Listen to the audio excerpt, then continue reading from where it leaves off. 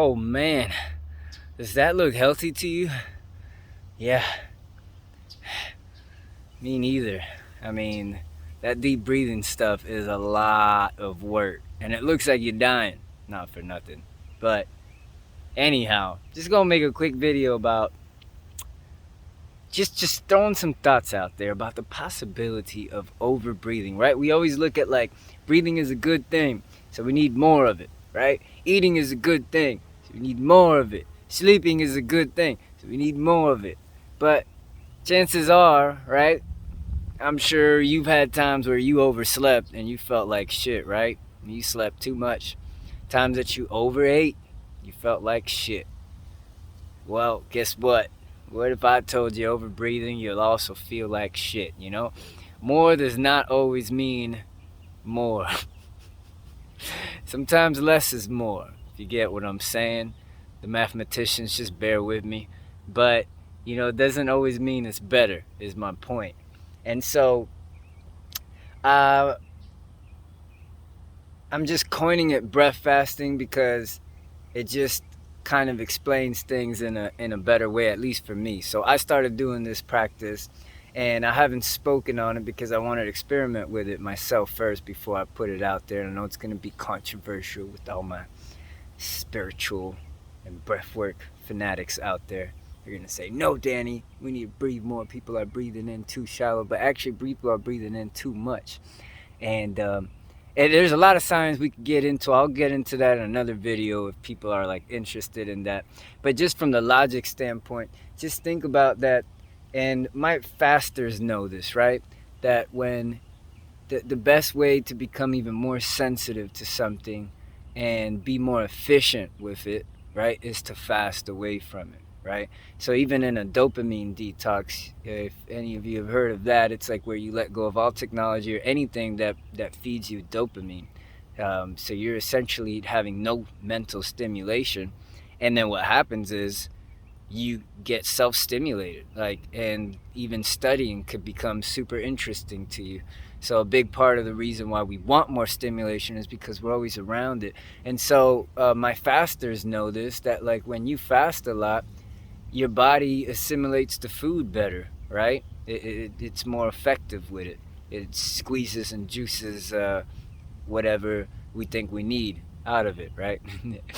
And so by the same token, and I know for me, when I started dry fasting, which is going without water and running and doing all sorts of exercise without it, and then I would train my body to be able to recover on its own without water, even hours after, and then I would give it the water later.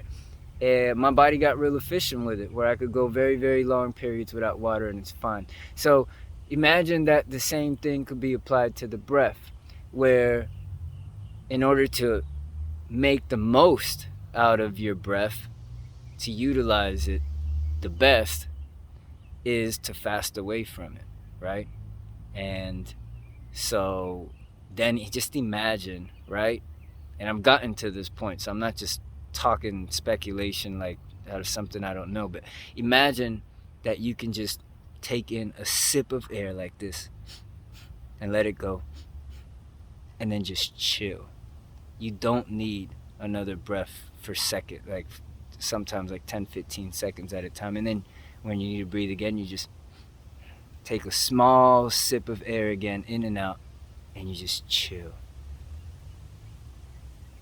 It just changes everything, I'm telling you.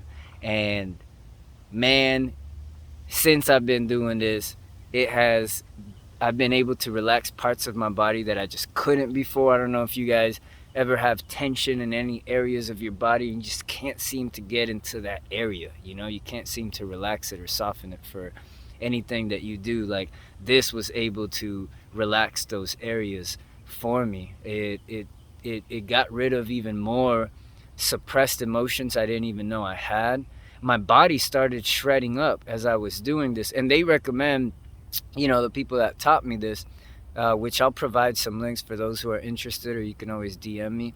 And they recommend because this isn't just a set of breathing exercises, this is completely retraining your respiratory system. So it does take work, and they recommend not to work out while you do it because, working out encourages you to breathe deep, right? Forces you to breathe deep. So during this month that I was just doing only this breathing, no exercise, my abs started shredding up. My muscles started toning up. It was a noticeable difference. My muscularity or whatever. My veins started popping out more. I was getting more energy. My concentration was much better. Like meditation was easier, reading was easier without losing my spot. Conversations with people flowed even more effortlessly. So social interactions I felt more at ease and more at peace, and so many other benefits, honestly, that occur. The bowel movements become super regular. Like when I did, like let's say I did eat on a given night, man, there would be times I would do the Buteyko practice. This might be TMI for some of you, but I would literally have 3 or 4 bowel movements during the whole practice. Like we're talking about a 30-minute practice here, and to have that was like insane to me. It just like makes everything work optimally, so everything's functioning at its best, and it's just passing through you, just getting rid of it immediately, which is incredible. And that could help a lot of you who have digestion issues, because when we build up tension over time, even these organs are pressed up on each other from all the tension, and they're not working at their best. So when they're at ease and everything in your body's more in sync, more chill, more harmonized, everything functions better. So your hormones get stabilized. There's so many things that get stabilized, and by breathing this way, you can actually, there's so many diseases like diabetes and arthritis and asthma and a bunch of stuff that just completely just evaporate with this practice. And one of the most beautiful things I love about it is that you have your own self-diagnostic tool to see where you're truly at in your health, and it's called a control pause.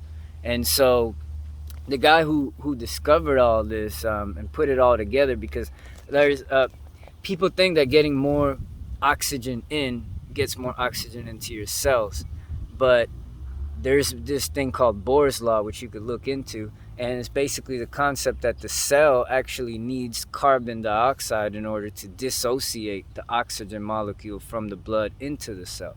So you actually need more CO2 in order to actually get more oxygen in. It's like, the opposite. And just as a lot of things are, we've been told the opposite on a lot of things, and it's been the opposite. So, now we're being told all the time to take deep breaths, and it seems to me that it's quite the opposite. But anyhow, with this control pause, what you do is you take 3 regular breaths in and out, all through the nose, and on the last one, you just breathe out normally, like as you normally would exhale, right, to that point. And then you pinch your nose, you hold it, and see how long you could go, right? Comfortably. That's a control pause. A maximum pause is when you hold your breath for as long as you can. We're not doing that. A control pause is just how long you could comfortably hold your breath for, and as soon as you feel that urge to breathe, you let go, and you got to be honest with yourself and see how many seconds you go. Put on a timer. You could try this out right now. And based on that, you can figure out like how much you're over breathing or not, and more importantly, how much CO2 your body is retaining.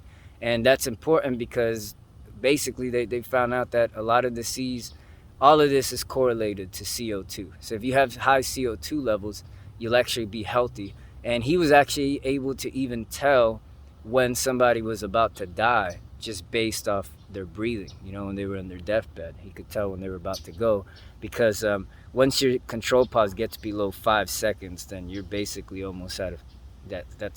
It's kind of like, imagine your body temperature, right? It's supposed to be a certain range, and when it's out of it, that's clearly not a good sign. It's the same thing. And so as well with your heartbeat, right? We have a certain range that's healthy. Well, there's a certain amount that we should be breathing per minute, and it isn't in some medical textbooks, but it's usually not measured by any doctors. And so with this control pause, he was able to figure out where people were at. And so if you basically can't hold it even for 10 seconds, then you have some very severe chronic symptoms.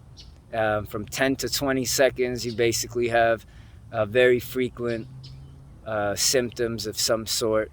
20 to 30, now you experience like mild symptoms here and there. Once you get 30 and above, you start to be more in the healthy range, but really the optimum should be 60 seconds. And so once you get to that's how much a person should be breathing, is 3 to 4 liters per minute. And so he discovered with these measurements, you can figure out where you're at with that. Most people are breathing, like, let's say your control pause is 30 seconds or 20 seconds. If your control pause is 20 seconds, you're basically breathing for 3 people.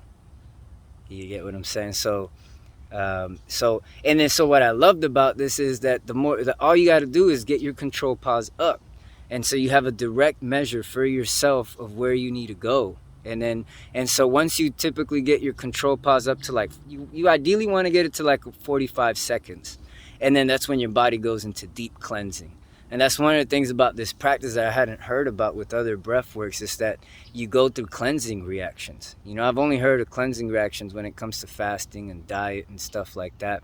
And so, yeah, on that note, I just wanted to touch upon that, the one thing that's been proven to extend all lifespan on all species that it's been tested on, including better quality of life, is caloric restriction. So restricting our calories actually makes us live longer and live better and more active. And so that's another thing I thought about this method. It's like, what if the same concept could be applied to breathing, where if we restrict our breathing and breathe less, it could have the same, if not an even greater effect. So that was another thing. But yeah, once you get your control pause up to 45 seconds, you start to get cleansing reactions. So a lot of your chronic illness and diseases will actually start to appear. They'll come to the surface before they finally get discharged.